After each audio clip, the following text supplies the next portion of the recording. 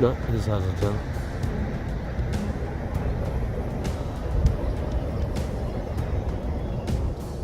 Hurry up! Let him know! Hurry up!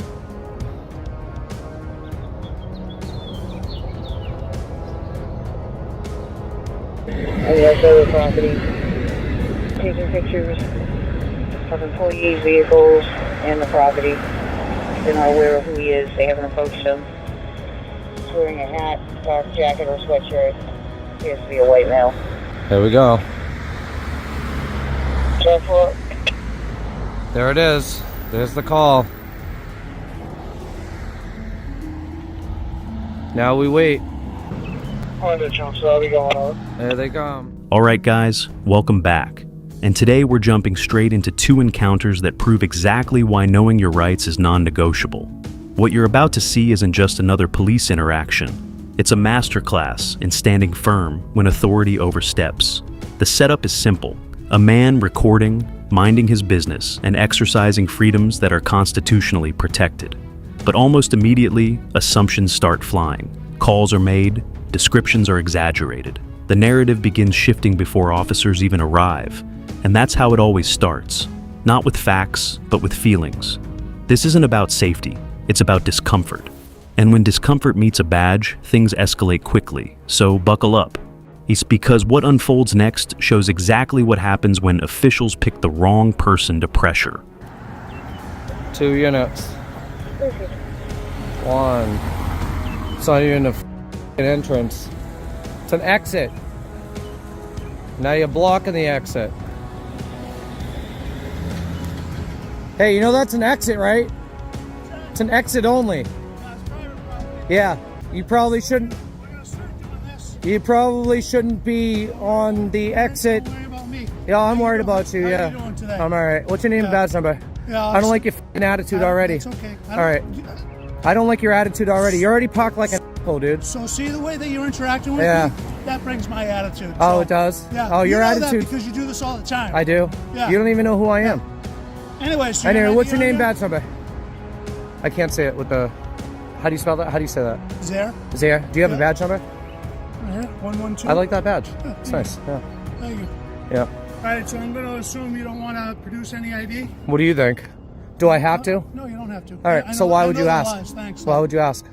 Because you can. Because I can. Because you can. Exactly. Yeah. Because people. See, Because people, right, like me, know our fucking rights. Right, but I have the same rights as you. So if I No, right now you don't. If I No, wanna yours ask are your very limited. ID number, Yeah. Your ID.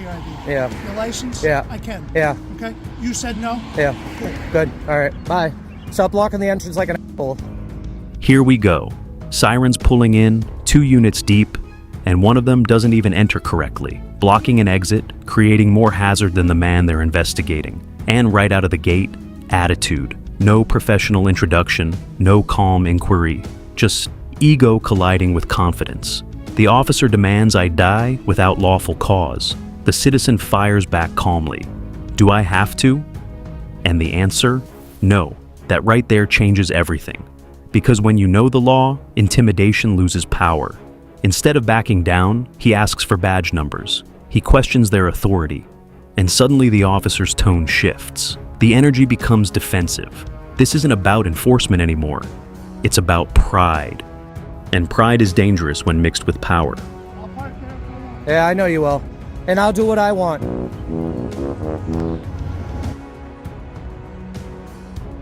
My name's Jeff. Nice to meet you. My name is Ari. right. I'm one of the supervisors out here on this property. Okay. So the reason I'm here because we have numerous calls. Oh. Someone soliciting out here. Okay. Anything past that, you could go ahead, but this is ours. Actually, this is the public right away. I'm gonna have to go ahead and disagree with you. I have just as much right here to be here as anybody else does. Okay. Do you have a name? My name is Jeff. Jeff. Yeah. Ari. Nice to meet you. Nice to okay. meet you. Can you stand here while I make a phone call? Sure. Yeah. Okay. All right. Thank you, sir. I appreciate it. Yes. Go ahead and talk to my director. You fine? Okay. If anyone comes across, have them call me. I know what to tell them. Okay. Thank you. Thank you for your service. Yeah, I sir. was originally over there, and they told me to come over here. You're fine. All right. Okay. Thank you, Ari. Nassau County Sheriff's Department, Latard on a recorded line. Hey, this is Director from Million Island Plantation. How are you doing? Good, how are you? Pretty good. Have you guys gotten any reports of a homeless gentleman that is blocking the roadway in front of Long Point? Not as of today, no. We haven't received anything. Okay. Now, a supervisor steps in, attempting a softer approach. Claims of numerous calls, claims of solicitation. But listen carefully. There's no crime articulated, just complaints. And complaints don't override constitutional protections.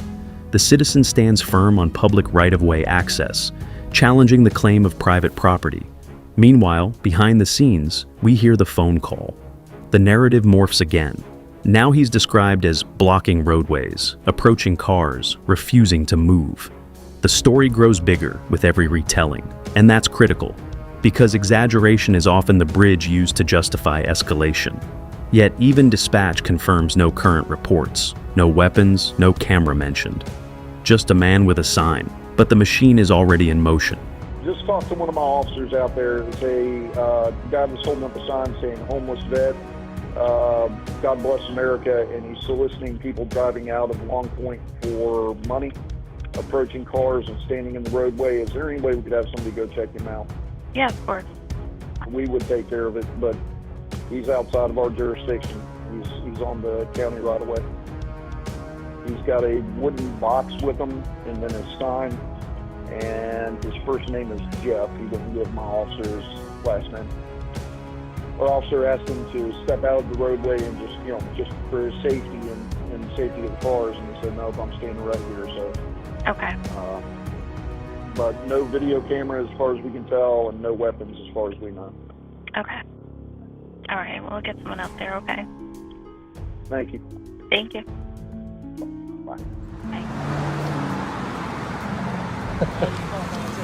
What's up? I'm trying to tell you, you don't have to go somewhere else with that. Why's that? You can't solicit, and then you're on private property choice. Yes, sir. You get it moving. I just got here. Get back in your sweet ass cruiser and get out of here. How do you say your name? Why is that? Because you've made contact with me and you're a law enforcement officer. And then comes the direct confrontation. You have to go. No explanation grounded in law, just command presence. The officer insists it's private property, but can't substantiate it. The citizen dismantles the claim point by point. Why? He asks repeatedly. And notice something powerful here. When asked to explain legal authority, the officer deflects. You've got no business here. That's not law. That's opinion, and opinions don't trump rights. The officer attempts to reassert dominance, but the momentum is gone. The citizen calls out the earlier mistakes. Incorrect property claims, false authority, unsupported orders, calm, calculated, controlled. And that control frustrates the badge more than any insult ever could. Shouldn't you have introduced yourself when you first made contact with me instead of telling me to get out of here? Tell me why I don't know. Because you got no business here. Why don't I? You don't have any legitimate business here. Why don't I? Well, maybe you do. You can hang out with me if you want. But I'm not going anywhere. You've already screwed up multiple times. You already said I'm on private property, which I'm not. You've already said I can't be here, which I can. And there's nothing you can do about it. So have a nice day. That's why I'm just saying. Hey, keep it in there. Keep it in there. Yeah, just get back in your cruise and have a nice day. Okay. God bless you.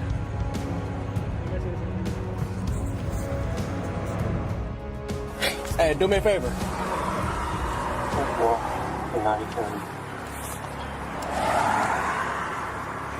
Yes, sir. Come on. Let's get it moving. You get it moving. I just got here. Get back in your sweet ass cruiser and get out of here. How do you say your name? And why is that? Because you've made contact with me and you're a law enforcement officer. Shouldn't you have introduced yourself when you first made contact with me instead of telling me to get out of here? So tell me why I gotta leave. Because you got no business here. Why don't I? You don't have any legitimate business here. Why don't I? Now the repetition tells the real story. The officer circles back, then repeating the same unsupported demands. Get moving. You can't be here. Yet no statute is cited, no lawful order is established. The citizen even tells him, don't escalate this. And that's the turning point. Because escalation requires participation. When one side refuses to react emotionally, the power dynamic shifts instantly. The officer is left with nothing but volume. No arrest, no citation, no enforcement action, just noise. And noise doesn't hold up under scrutiny. What we're watching isn't chaos. It's a collapse of authority when challenged by knowledge. And that's something many officials simply aren't prepared for. Well, maybe you do. You can hang out with me if you want. But I'm not going anywhere. You've already screwed up multiple times. You already said I'm on private property, which I'm not. You already said I can't be here, which I can. There's nothing you can do about it. Okay. So have a nice day. That's why I'm just saying. Hey, keep it at that. Keep it at that. Don't escalate it. Get back to the cruise and have a nice day. Okay. God bless you. I might say the same for you. Let's be real for a second. The hard truth is that today, becoming a police officer often requires less training than many skilled trades. And that gap shows in moments like this. And not all officers are bad, but ignorance of the law while enforcing it, that's dangerous. Because rights don't defend themselves, people do. And if citizens don't understand what protections they have, interactions like this end very differently. The officers here weren't enforcing statutes, they were enforcing feelings. And feelings aren't law. That's why awareness matters. That's why recording matters. And that's why you must always stay calm, know your rights, and never surrender freedoms simply because someone with authority demands it. Always record the police.